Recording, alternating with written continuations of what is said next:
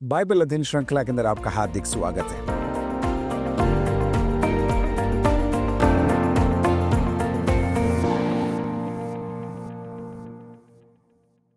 मिलकर हम इब्रानियों की पत्री का अध्ययन कर रहे हैं और आज हम 6 अध्याय की 4 आयत से आगे अध्ययन करेंगे। इब्रानियों की पत्री 6 अध्याय की 4 आयत, जहां पर तीसरी चेतावनी हमारे लिए लेखक प्रस्तुत करता है। लेकिन पहले प्रार्थना कर लेते हैं। प्रभु जी, हम आपका धन्यवाद देते हैं आपके जीवित वचन के लिए, इस सौभाग्य के लिए धन्यवाद कि हम आपके वचन के सामने आकर बैठकर सीख सकते हैं। प्रभु जी, आपके वचन को हमारे ऊपर प्रदर्शित करिए, प्रकाशित करिए, ताकि हमारा जीवन बदल जाए। प्रभु यीशु मसीह के नाम से मांगते हैं, आमीन।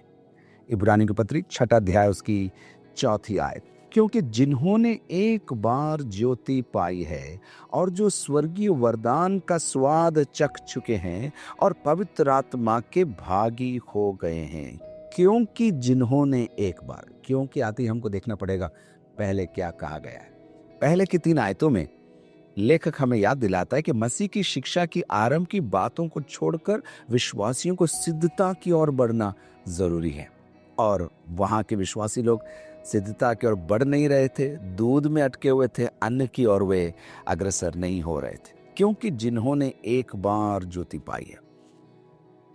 इब्रानी की पत्री के अंदर कई चेतावनियां प्रस्तुत की गई है। पहली चेतावनी आपको दूसरे अध्याय में मिलती है, जहां पर लेखक याद दिलाकर कहता है विश्वासी लोग अगर उदासीन हो गए तो वे बहक कर चले जाएंगे, विश्वास से दूर चले जाएंगे। दूसरी चेतावनी हमको मिलती है जहां पर तीसरे अध्याय के अंदर लेखक याद दिलाता है और कहता है अविश्वास के कारण, और बाद में अनाज्ञाकारिता भी जोड़ देता है। तो अविश्वास और अनाज्ञाकारिता के कारण विश्वासी विश्वास से दूर हो जाएंगे, इसलिए लेखक उन्हें चेतावनी देता है। अब तीसरी चेतावनी वो यहाँ दे रहा है, वे अगर शिक्षाओं पर ध्यान नहीं देंगे तो उनका मन भटक जाएगा और वे फिर विश्वास से और प्रभु यीशु मसीह से दूर हो जाएंगे। 4 आयत एक बार और। क्योंकि जिन्होंने एक बार ज्योति पाई। ये ज्योति क्या है? लोग अंधकार में और सुसमाचार की ज्योति मेरे और आपके जीवन में आती है और प्रभु यीशु मसीह के उद्धार को मेरे और आपके जीवन में प्रकाशित करती है। 2 आयतें मैं आपको दूंगा। 2 कुरिन्थियों उसका 4 अध्याय उसकी 4 आयत। और उन अविश्वासियों के लिए जिनकी बुद्धि इस संसार के ईश्वर ने अंधी कर दी है, ताकि मसीह जो परमेश्वर का प्रतिरूप है उसके तेजों में सुसमाचार का प्रकाश उन पर न चमके। ये अविश्वासियों की अवस्था है।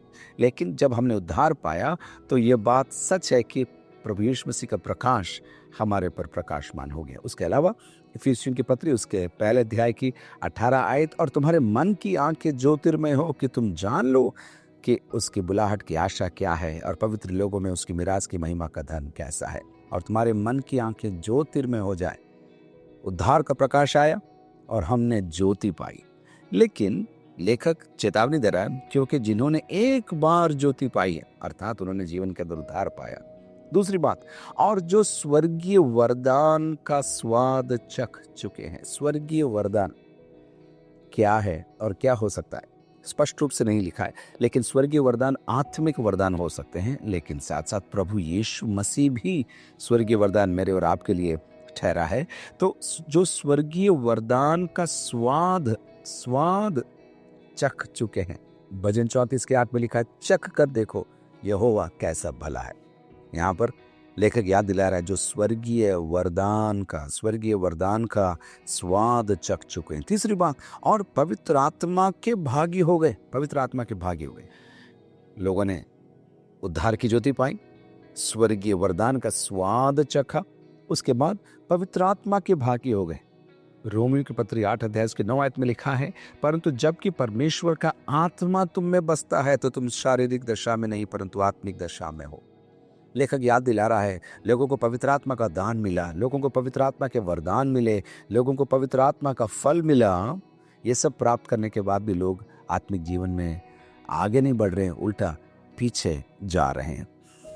एक बार और, जिन्होंने एक बार ज्योति पाई, जो स्वर्गीय वरदान का स्वाद चख चुके और पवित्र आत्मा के भागी हो गए।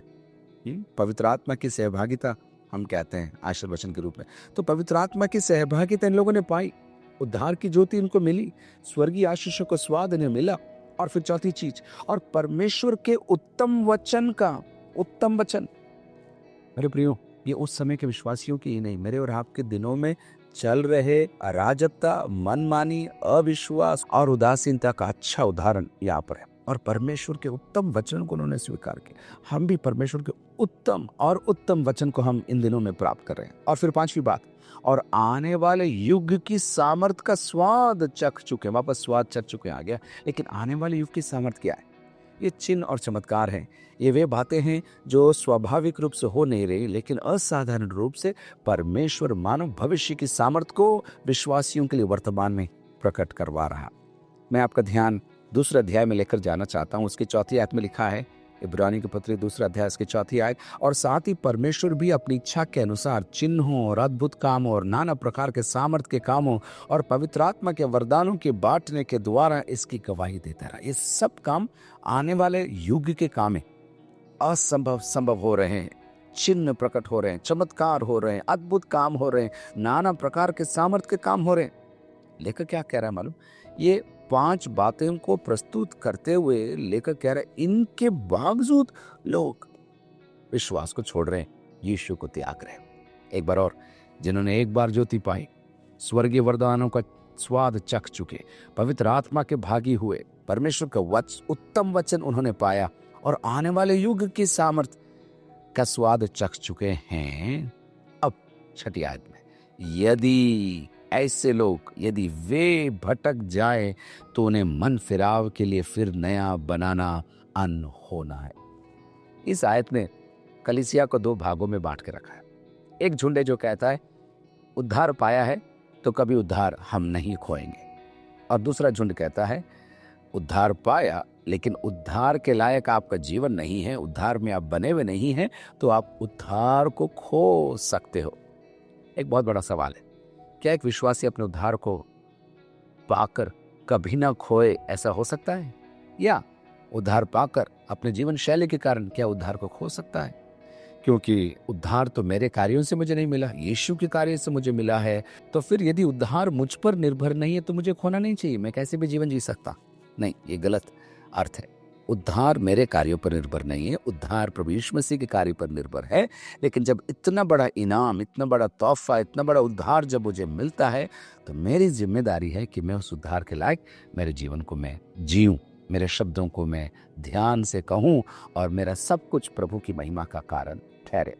छठी आयत में एक बार और, यदि वे भटक जाएं, कौन? जिन्होंने उद्धार पाया, जिन्होंने उत्तम वचन पाया, जिन्होंने पवित्र आत्मा पाया, जिन्होंने चिन्ह और चमत्कार अपने जीवन के अंदर देखे हैं, जीवन के अंदर देखे, यदि वे भटक जाएं, यह है चेतावनी। इतनी आशीषें पाने के बाद भी यदि लोग भटक जाएं तो उन्हें मन फिराव के लिए फिर नया बनाना अनहोना है। यह लिखा अनहोना है। इसको आपको बड़े ध्यान से समझना होगा। हम ऐसा भी नहीं कहना चाहते कि हमारा उद्धार इतना हल्का है कि हमने कुछ गलती करी और हमारा उद्धार खत्म हो जाएगा। नहीं, उद्धार तो सदा बना रहने वाला उद्धार है। उद्धार मुझ पर निर्भर नहीं है, यीशु के कार्य पर निर्भर है, और मुझे इनाम के रूप में उद्धार दिया गया है, तो ये उसकी गरिमा है। लेकिन मुझे मेरा जीवन उस उद्धार के लायक बनाना होगा। मैं गिरा हुआ व्यक्ति था, लेकिन जब उद्धार आता है तो मैं गिरा नहीं रह सकता, मुझे उठना पड़ेगा, मुझे अपने आप को संवारना पड़ेगा और उस उद्धार के लायक मेरे जीवन को तैयार करना पड़ेगा। जिन्होंने उद्धार पाया, जिन्होंने स्वर्गीय वरदान अर्थात यीशु को पाया, जिन्होंने पवित्र आत्मा को पाया, वचन को पाया और आने वाले युग की सामर्थ अर्थात उनके जीवन में चिन्ह और चमत्कार हुए, फिर भी यदि वे प्रभु को छोड़कर चले जाएं, इसका मतलब ये हुआ वे भटक गए, लेकिन एक रात में नहीं भटके। ऐसे लोगों ने अपने जीवन में ध्यान नहीं दिया है, उन्होंने जड़ नहीं पकड़ा, इसलिए वे भटक रहे। आज कलीसिया के अंदर आपको ऐसे लोग मिलेंगे। कैसे लोग? जो एक समय पर चिन्ह और चमत्कार करते थे, या एक समय पर बहुत आत्मिक थे, या एक समय पर बहुत वचन सुनाते थे या सुनते थे या वचन में रुचि लेते थे, लेकिन आज उनको कोई रुचि नहीं। क्या हुआ पूछो तो उनके पास भी जवाब नहीं। बस कोई घटना हुई होगी, किसी ने कुछ कह दिया होगा, खुद के आदतों के कारण वे परेशान होंगे, या उनकी रुचि अन्य बातों में हो गई होगी, या जीवन के हालातों ने उनको ऐसा घेर लिया होगा कि अब उनको रुचि नहीं रही। मेरे प्रियो, ऐसे कैसे हो सकता है? उद्धार पाया, वरदान पाया, यीशु पाया, वचन पाया, चमत्कार देखे, फिर भी आप यीशु को छोड़ने के लिए तैयार हैं। लेखक बोल रहा है मानो सीधा मुझसे और आपसे बात कर रहा है, कैसे हो सकता? और अगर तब भी प्रभु को तुम छोड़ रहे हो, इसका मतलब तुम्हारा दिल कठोर हो गया है और तुम ऐसी अवस्था में तुमने अपने आप को पहुंचा दिया है कि ना तो तुम मन फिराव करना चाहते हो, और अगर करोगे भी तो वो प्रभावी रूप से तुम्हारे जीवन में लागू नहीं होगा। यह है इसका अर्थ। एक बार और, यदि वे भटक जाएं तो उन्हें मन फिराव के लिए फिर नया बनाना अनहोना है, असंभव है। अब देखिए बड़ी बात लेखक कह रहा है, क्योंकि वे परमेश्वर के पुत्र को अपने लिए फिर क्रूस पर चढ़ाते। एक समय था भीड़ ने कहा था उसका खून हम पर आने दो और यीशु को क्रूस पर चढ़ाओ। वही लोग जिन्होंने चमत्कार पाए थे, रोटियों को खाया था, उनके बीमार चंगे हुए थे, अब वे भीड़ के साथ मिलकर यीशु को क्रूस पर चढ़ा रहे हैं, क्रूस पर चढ़ा रहे हैं।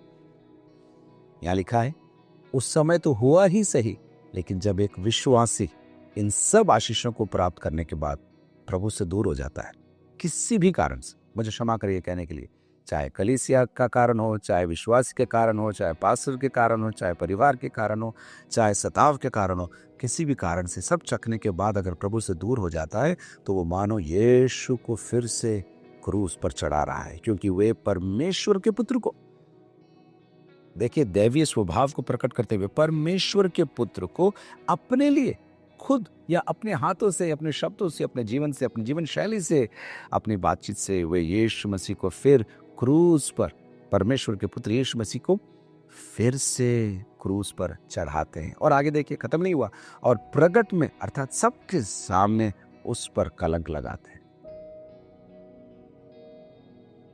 जिस हाथ से आशीष मिली उसी हाथ को यदि कोई काटने लग जाए, ये वो बात है। और प्रकट में उस पर कलंक लगाते। यशायाह की पुस्तक में 53वें अध्याय में यशायाह नबी प्रभु यीशु मसीह के क्रूसीकरण को दर्शन में देखते हुए कुछ कहता है। देखिए यशायाह 53:5, परंतु वह हमारे ही अपराधों के कारण कुचला गया, हमारे ही शांति के लिए उस पर ताड़ ना पड़ी, कि उसके कोड़े खाने से हम लोग चंगे हो जाएं। उस पर ताड़ ना पड़ी, अधर्मियों ने उसको ताड़ ना दी, क्रूस पर चढ़ाया, लहू लुहान कर दिया। लेकिन यहाँ पर विश्वासी लोग भी यीशु मसीह को क्रूस पर चढ़ा रहे हैं। कैसे? अपने विश्वास को छोड़कर, मसीह जीवन में ठंडापन लाकर, बहानों को बोलकर, इसकी वजह से उसकी वजह से बोलकर यीशु को क्रूस पर चढ़ा रहे हैं। और उतना ही नहीं, अंदर यीशु को क्रूस पर चढ़ा रहे हैं, ऐसा ही नहीं है, प्रकट रूप में उनके जीवन के द्वारा क्या कर रहे हैं? यीशु को फिर से कलंकित कर रहे हैं। साथ में आए, क्योंकि जो भूमि वर्षा के पानी को जो उस पर बार बार पड़ता है, पी पी कर जिन लोगों के लिए वो ज्योति बोई जाती है, उनके काम का साग पात उपजाती है, वे परमेश्वर से आशीष पाती है। खेती का उदाहरण लेकर आ रहा है लेकर, क्या कह रहा है? जो भूमि पर पानी पड़ता है, और जब बार बार पानी पड़ता है और अगर वो सही साग पात उत्पन्न करती है तो खाने वालों को तो भोजन मिलता ही है, लेकिन परमेश्वर से आशीष भी उस जमीन को मिलती है। इसके विपरीत, पर यदि वही भूमि जहां पर पानी गिरा, जहां पर आशीष आई, यदि वह झाड़ी और ऊंट कटारे उगाती है तो निकम्मी और श्रापित होने पर है।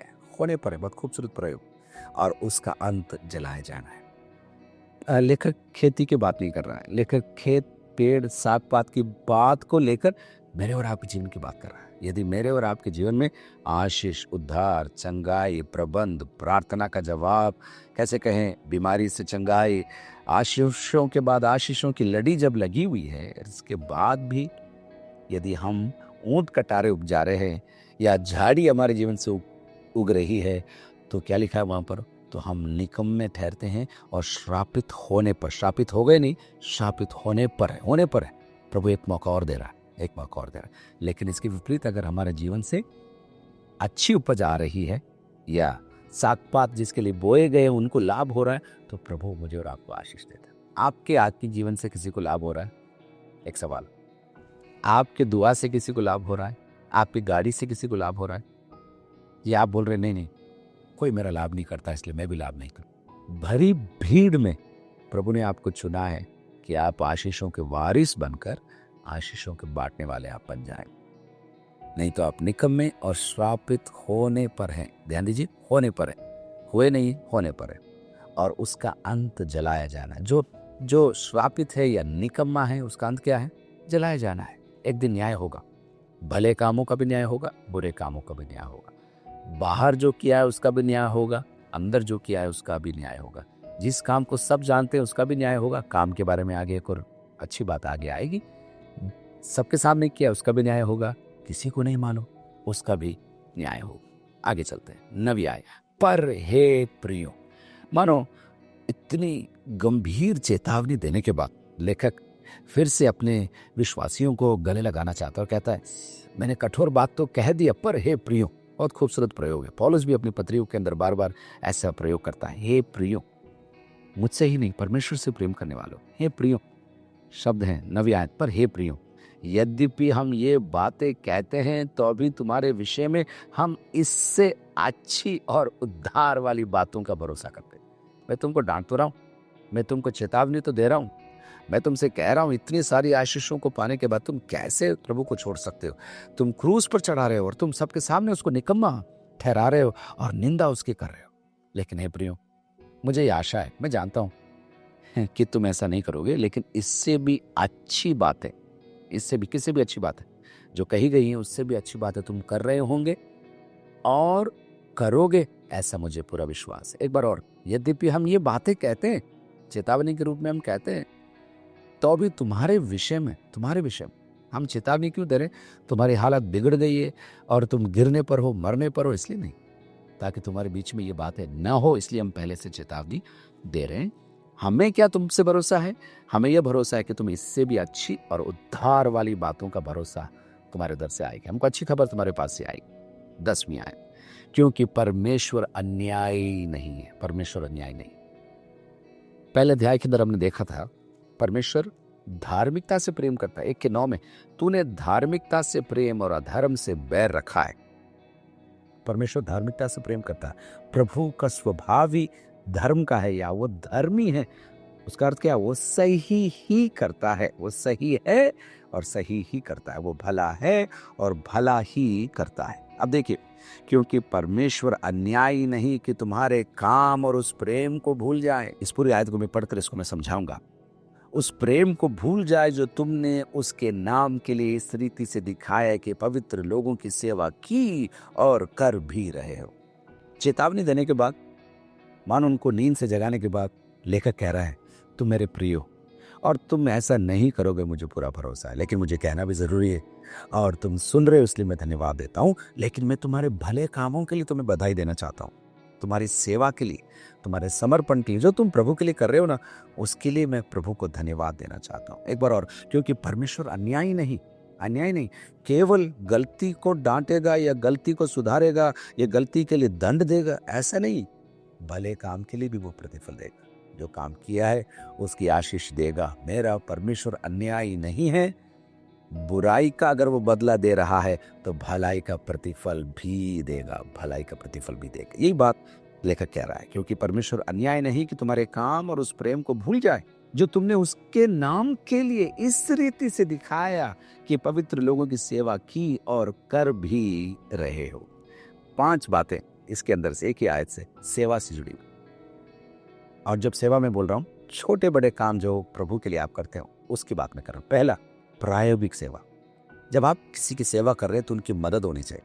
उनको लगना चाहिए इस बंदे ने मेरी हेल्प करी, चाहे वो पानी पिलाना हो, चाहे किसी को घर पहुंचाना हो, चाहे किसी मरीज की सेवा करना हो, चाहे वचन सुनाना हो, चाहे प्रार्थना करना हो, चाहे गीत गाना हो, आपके द्वारा दूसरों को लाभ होना चाहिए। ये प्रायोगिक सेवा, यहाँ पर ये सब हो रहा है। दूसरी बात, इतना ही नहीं, वहां लिखा है उस प्रेम, परमेश्वर अन्यायी नहीं कि उस प्रेम को भूल जाए। आपकी सेवा प्रेम के कारण उत्प्रेरित होनी चाहिए। आपकी सेवा का स्रोत इनाम नहीं, मान सम्मान नहीं, गुस्सा नहीं, किसी दूसरे व्यक्ति का कहना नहीं या भय नहीं। आपकी सेवा का स्रोत क्या होना चाहिए? प्रेम होना चाहिए। अगर सेवा कर रहे हो, छोटी बड़ी, प्रेम से करना, दिल से करना। आप खुद इस बात को जानते हो। यदि कोई आपके पास आकर बिना प्रेम के आपको खाना खिलाए, लो खा लो, इसके विपरीत प्रेम से बैठाकर सूखी रोटी ही आपको खिलाए, आप कहाँ खाना पसंद करें? जो प्रेम से आपको खिलाए। वही बात है यहाँ पर। तो पहली बात, प्रायोगिक होनी चाहिए सेवा। दूसरी बात, प्रेम भरी होनी चाहिए सेवा। तीसरी बात, वहां लिखा है पवित्र लोगों की सेवा की और कर भी रहे हो, एक बार करके छोड़ना नहीं। प्रायोगिक सेवा, प्रेम भरी सेवा हमें लगातार करना है, सेवा करना है। एक ही आदमी को अगर 3 बार करना पड़े करना है, क्योंकि मसीह ने हमारे लिए किया। चौथी बात इसी आयत के अंदर से है, इस सेवा को परमेश्वर भूलेगा नहीं, उसका प्रतिफल मिलेगा, प्रतिफल मिलेगा। लेकिन पांचवी और सबसे महत्वपूर्ण बात वहां लिखा है, उसके नाम के लिए, उसके नाम। ये जो सेवा है ना, प्रभु की महिमा के लिए हमें करना है। एक बार और, सेवा प्रायोगिक होनी चाहिए। दूसरी बात, सेवा प्रेम से भरी भी होनी चाहिए, या हमारी भाषा में के दिल से होनी चाहिए। तीसरी बात, सेवा लगातार होनी चाहिए। चौथी बात, सेवा का प्रतिफल प्रभु देगा, इस दुनिया में हो या आने वाले दुनिया में प्रभु देगा, क्योंकि वो हिसाब रखता है। एक बार और मैं कह रहा हूँ, प्रभु प्रतिफल देगा, आपको देगा। ये वचन सुन रहे हो, उसका भी प्रतिफल प्रभु आपको देगा। और पांचवी बात, सबसे बड़ी बात, ये सेवा प्रभु की महिमा के लिए होनी चाहिए। जब कोई आपको बधाई दे या आपको बोले आपकी वजह से मेरा हो गया, तुरंत आपको महिमा प्रभु को देना है। आपको बोलना है, मैं नहीं, प्रभु ने मेरे से करवाया, प्रभु ने दिया, प्रभु ने गाड़ी दी, प्रभु ने ये घर दिया, इसलिए आपका हम सम्मान कर पा रहे हैं, आपको हम दे पा रहे हैं। तो सेवा के ये 5 आया मैंने आपको बता दिए। चलिए आगे चलते हैं, 11वीं आयत। पर हम बहुत चाहते हैं, फिर से पर आगे, पर हम बहुत चाहते हैं कि तुम में से हर एक जन अंत तक पूरी आशा के लिए ऐसा ही प्रयत्न करता रहे। चेतावनी दी, भयंकर गंभीर चेतावनी, प्रेम भरे शब्द बोले, उसके बाद उनकी सेवा के लिए उनको बधाई दी।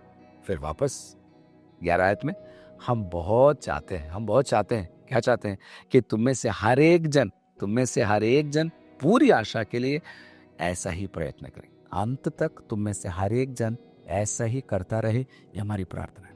तुम में से कोई नाश नहीं होना, एक भी जन हमारे कैसे कहे मसीह परिवार में से खत्म नहीं होना चाहिए, उसके लिए हम प्रार्थना कर रहे हैं, हम आशा कर रहे हैं। लेकर कह रहा है 12, ताकि तुम आलसी ना हो जाओ। फिर से बात आ गई, तुम आलसी ना हो जाओ। केयरलेस शब्द बोलते हैं इंग्लिश में, ध्यान नहीं दिया।